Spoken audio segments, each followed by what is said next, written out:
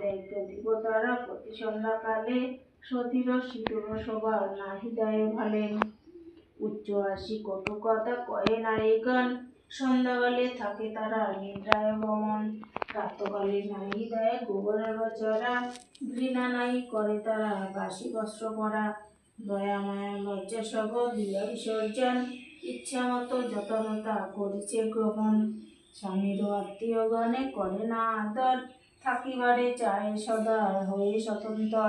শ্বশুর শাশুড়ি গণের নয়ে ভক্তিমতী, কটু বাক্য বলে সদা তাহাদের প্রতি।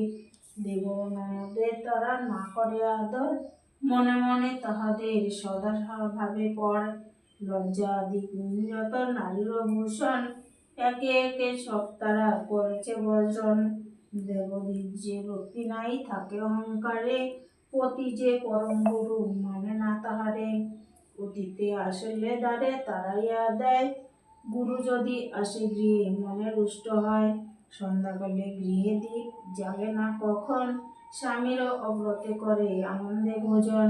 অখাদ্য কুখাদ্য তারা করে না বিচার, সদা মনে অবিশ্বাস সদা কুআচার। স্বামীর অবজ্ঞ করে না শুনে বচন, ছড়িয়া আছে গৃহস্থলী ছেড়েছে রন্ধন।